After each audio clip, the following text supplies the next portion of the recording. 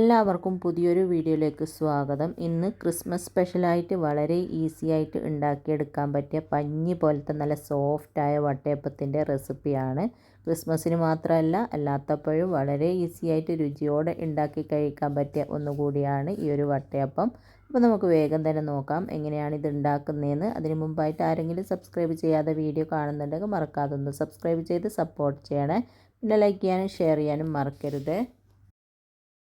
വട്ടയപ്പം റെഡിയാക്കാൻ വേണ്ടിയിട്ട് ആദ്യം തന്നെ നമുക്ക് പച്ചരി ഒന്ന് വെള്ളത്തിൽ കുതിർത്തി വെക്കാം. അതിന് വേണ്ടിയിട്ട് ഇതുപോലെ ഒരു ബൗളിലേക്ക് 2 കപ്പ് പച്ചരിയാണ് ഇട്ട് കൊടുക്കുന്നത്. 250 ml കപ്പിന് 2 കപ്പ് പച്ചരിയാണ് എടുത്തിന്. പച്ചരി അല്ലെങ്കിൽ ഇഡ്ഡലി റൈസ് നമുക്കിതിന് വേണ്ടിയിട്ട് എടുക്കാം. പിന്നെ എടുക്കുന്ന സമയത്ത് കുറച്ച് നല്ല ക്വാളിറ്റി ഉള്ള പച്ചരി നോക്കിയിട്ട് തന്നെ എടുക്കുക. എന്നാലാണ് അപ്പത്തിന് നല്ല സോഫ്റ്റ് ഉണ്ടാവുകയുള്ളൂ. ഇനി ഈ അരി നന്നായിട്ടൊന്ന് കഴുകിയതിന് ശേഷം ഇതിലേക്ക് മുങ്ങിക്കിടക്കാൻ പാകത്തിന് വെള്ളം ഒഴിച്ചിട്ട് ഒരു 4-5 മണിക്കൂർ കുതിരാനായിട്ട് മാറ്റി വെക്കാം. മാക്സിമം ഒരു 3 മണിക്കൂറെങ്കിലും വെക്കുക. അപ്പോൾ ഇതാ ഞാൻ അരി കുതിരാനായിട്ട് വെച്ചിട്ട് ഒരു 4 മണിക്കൂറോളം കഴിഞ്ഞിട്ടുണ്ട്. അരിയൊക്കെ നന്നായിട്ട് കുതിർന്ന് വന്നിട്ടുണ്ട്. ഇനി ഇതിലെ ഈ ഒരു വെള്ളം ഒന്ന് ഊറ്റിക്കളയാം. മുഴുവനായിട്ട് ഊറ്റിക്കളഞ്ഞതിന് ശേഷം ഇതിലേക്ക് 1 കപ്പ് തേങ്ങ ചിരകിയത് ചേർത്ത് കൊടുക്കാം. നമ്മൾ 2 കപ്പ് അരിയല്ല എടുത്തിന്. അപ്പോൾ ഏത് കപ്പിനാണോ അരി എടുക്കുന്നത് ആ ഒരു കപ്പിന് തന്നെ അളന്നിട്ട് 1 കപ്പ് തേങ്ങ, പിന്നെ 1 കപ്പ് ചോറ് എടുക്കുന്ന സമയത്ത് വൈറ്റ് ചോറ് തന്നെ എടുക്കാൻ നോക്കുക. എന്നാലാണ് അപ്പത്തിന് നല്ല കളർ ഉണ്ടാവുകയുള്ളൂ. ചുവന്നരിൻ്റെ ചോറാണ് എടുക്കുന്നതെങ്കിൽ കളറ് കുറവായിരിക്കും. പിന്നെ 1/2 കപ്പ് പഞ്ചസാരയാണ് ചേർത്ത് കൊടുക്കുന്നത്. പഞ്ചസാര നിങ്ങൾക്ക് അധികം വേണ്ടാന്നുണ്ടെങ്കിൽ ഒരു 1/4 കപ്പോ അല്ലെങ്കിൽ 2 ടേബിൾ സ്പൂണോളോ ചേർത്ത് കൊടുത്താൽ മതി. ഞാൻ 1/2 കപ്പ് ചേർത്ത് കൊടുക്കുന്നുണ്ട്. പിന്നെ ഞാൻ ചേർക്കുന്നത് ഈസ്റ്റാണ്. ഞാനിതിലേക്ക് ഇൻസ്റ്റൻറ്റ് ഈസ്റ്റാണ് ചേർത്ത് കൊടുക്കുന്നത്. ഇൻസ്റ്റൻറ്റ് ഈസ്റ്റ് ആകുമ്പോൾ നമുക്ക് ഇതിലേക്ക് നേരിട്ടിട്ട് അങ്ങ് ചേർത്ത് കൊടുക്കാം. 1 ടീസ്പൂണാണ് ചേർത്ത് കൊടുക്കുന്നത്. ഡ്രൈ ഈസ്റ്റാണ് നിങ്ങൾ എടുക്കുന്നതെങ്കിൽ ചെറു ചൂടുവെള്ളത്തിലോ അല്ലെങ്കിൽ ചെറു ചൂടുള്ള പാലിലോ ഒന്ന് മിക്സ് ചെയ്തിട്ട് 5 മിനിറ്റ് വെച്ചതിന് ശേഷം അത് ഇതിലേക്ക് ഒഴിച്ചു കൊടുത്താൽ മതി. അങ്ങനെ എല്ലാം ചേർത്തിട്ട് നന്നായിട്ടൊന്ന് മിക്സ് ചെയ്തതിന് ശേഷം ഞാനിത് ഇതുപോലെ ഒരു മിക്സീൻ്റെ ജാർ എടുത്തിട്ടുണ്ട്. അതിലേക്ക് അരി ഇട്ട് കൊടുക്കാം. 2 പ്രാവശ്യമായിട്ട് ഇട്ടിട്ട് അരക്കേണ്ടി വരും. നിങ്ങളുടെ മിക്സീൻ്റെ വലിപ്പം അനുസരിച്ചിട്ട് ഇട്ട് കൊടുക്കുക. അങ്ങനെ ഇതാ പകുതിയോളം അരി ഞാൻ ഇതിലേക്ക് ഇട്ട് കൊടുത്തിട്ടുണ്ട്. ഇനി ഇതിലേക്ക് ഞാൻ ചേർക്കുന്നത് തേങ്ങാപ്പാലാണ്. അപ്പോൾ ഇതാ അരി മുങ്ങിക്കിടക്കുന്നതിലും കുറച്ച് കുറവായിട്ടാണ് ഞാൻ പാൽ ഒഴിച്ച് കൊടുക്കുന്നത്. ഈ ഒരു രീതിയിൽ ഒഴിച്ചിട്ട് അരച്ചെടുക്കുക. 1/2 കപ്പ് തേങ്ങാപ്പാലാണ് ഈ ഒരു അരി മൊത്തം അരക്കാനായിട്ട് എനിക്ക് വേണ്ടി വന്നതിന്. തേങ്ങാപ്പാലിൻ്റെ അളവ് കുറവാണെങ്കിൽ അതിൽ കുറച്ച് വെള്ളം ചേർത്ത് കൊടുത്താലും മതി. അപ്പോൾ ഇത് ഈ ഒരു രീതിയിൽ വെള്ളം ഒഴിച്ച് കൊടുത്തിട്ട് നമുക്കിത് നന്നായിട്ടൊന്ന് അരച്ചെടുക്കാം. പിന്നെ അരക്കുന്ന സമയത്ത് നിങ്ങളുടെ കയ്യിൽ ഏലക്ക പൊടി ഇല്ലെങ്കിൽ ഈ ഒരു സമയത്ത് മുഴുവനായിട്ടുള്ള ഏലക്കായി ചേർത്തിട്ട് വേണം അരച്ചെടുക്കാൻ.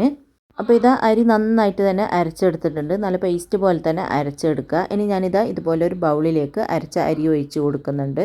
ഒഴിക്കുന്ന സമയത്ത് ഇതാ ഇതുപോലത്തെ നല്ല കുയ്യുള്ള ബൗൾ നോക്കിയിട്ട് തന്നെ എടുക്കുക കേട്ടോ. ഇത് നന്നായിട്ട് പൊങ്ങി വരും, അന്നേരം പുറത്തേക്ക് മറിയും. അതുകൊണ്ടാണ് നല്ല കുയ്യുള്ള ബൗൾ തന്നെ എടുക്കാൻ പറയുന്നത്. പിന്നെ ബാക്കിയുള്ള അരിയും കൂടെ ഇതേപോലെ തന്നെ അരച്ചിട്ട് ബൗളിലേക്ക് ഒഴിച്ചു കൊടുക്കുക. അങ്ങനെ മുഴുവനായിട്ട് അരി അരച്ച് ഒഴിച്ചിട്ടുണ്ട്. ഇതിലേക്ക് 1/2 ടീസ്പൂൺ ഏലക്കാപ്പൊടി ചേർത്ത് കൊടുക്കാം. ഏലക്കാപ്പൊടി ഉള്ളവർ ഈ ഒരു രീതിയിൽ ഈ ഒരു സമയത്ത് ചേർത്ത് കൊടുക്കുക. ഏലക്കാപ്പൊടി ഇല്ലാത്തവർ അരക്കുന്ന സമയത്ത് ഏലക്കായ് ചേർത്ത് കൊടുത്താൽ മതി. പിന്നെ ഒരു 1/2 ടീസ്പൂൺ ഉപ്പും കൂടെ ഇട്ടിട്ട് കൈ വെച്ചിട്ട് ഇത് നല്ലതുപോലെ ഒന്ന് മിക്സ് ആക്കി കൊടുക്കാം. കൈ വെച്ചിട്ട് തന്നെ മിക്സ് ചെയ്ത് കൊടുക്കുക കേട്ടോ. അന്നേരം ഈ ഒരു മാവ് പൊങ്ങാനായിട്ട് നമുക്ക് നന്നായിട്ട് സഹായിക്കും. അപ്പോൾ കൈ കൊണ്ട് തന്നെ നല്ലതുപോലെ ഒന്ന് മിക്സ് ചെയ്ത് കൊടുക്കുക. അപ്പോൾ ഇതാ നന്നായിട്ടൊന്ന് മിക്സ് ചെയ്തിട്ടുണ്ട്. ഇതാണ് നമ്മുടെ ബാറ്ററിൻ്റെ കൺസിസ്റ്റൻസി. ഈ ഒരു ലൂസിലാണ് നമ്മുടെ ബാറ്റർ വേണ്ടത്. ഒരുപാട് കട്ടിയുമായി പോകരുത്, ഒരുപാട് ലൂസും ആയി പോകരുത്. നമ്മൾ ദോശക്കൊക്കെ മാവ് അരച്ചെടുക്കുന്നില്ലേ, ആ ഒരു ലൂസിലാണ് വേണ്ടത്.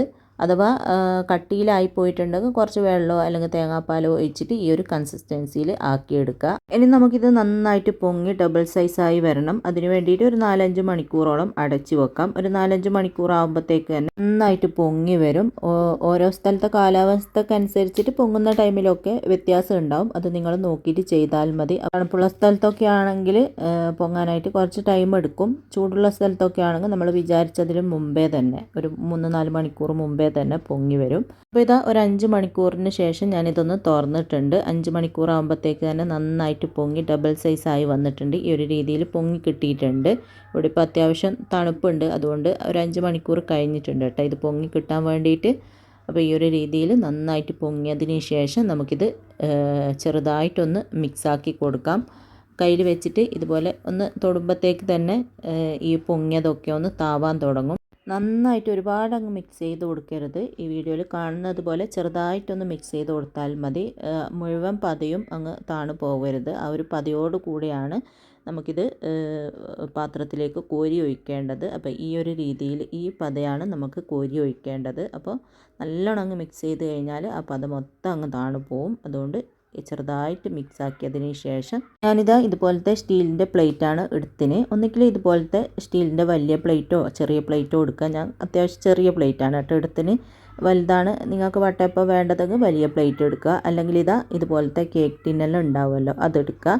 അതിലേക്ക് അല്പം വെളിച്ചെണ്ണയാണ് ഞാൻ സ്പ്രെഡ് ചെയ്ത് കൊടുത്തത്. വെളിച്ചെണ്ണയോ അല്ലെങ്കിൽ ഗീയോ സ്പ്രെഡ് ചെയ്തിട്ട് നമുക്കിതിലേക്ക് വട്ടയപ്പത്തിൻ്റെ മാവ് കോരി ഒഴിച്ച് കൊടുക്കാം. ഒഴിക്കുന്ന സമയത്ത് അധികം ഇളക്കാണ്ട് ആ ഒരു മുകളിൽ നിന്ന് ആ ഒരു പത നോക്കിയിട്ട് തന്നെ കോരി ഒഴിക്കുക. പിന്നെ ഈ പ്ലേറ്റിൻ്റെ അരഭാഗത്തോളം ഒഴിച്ച് കൊടുത്താൽ മതി. ഇത് പൊങ്ങി വരും. അതുകൊണ്ട് അരഭാഗത്തോളം ഒഴിച്ചതിന് ശേഷം ഇതുപോലത്തെ ഒരു സ്റ്റീമറിൽ വെച്ചിട്ട് നന്നായിട്ട് തിളക്കാൻ തുടങ്ങിയിട്ടുണ്ട്. അതിൻ്റെ മുകളിൽ ഇതുപോലൊരു പാത്രം വെച്ച് കൊടുത്തിട്ടുണ്ട്. ഇനി അതിലേക്ക് നമ്മൾ വട്ടയപ്പത്തിൻ്റെ മാവ് ഒഴിച്ച ആ ഒരു പ്ലേറ്റ് ഉണ്ടല്ലോ അത് ഇറക്കി വെച്ച് കൊടുക്കുക. എന്നിട്ട് തീ ഒരു മീഡിയം ഫ്ലെയിമിൽ അടച്ചിട്ട് ഒരു 10-15 മിനിറ്റ് കൊണ്ട് തന്നെ ഇത് സ്റ്റീമായി കിട്ടും.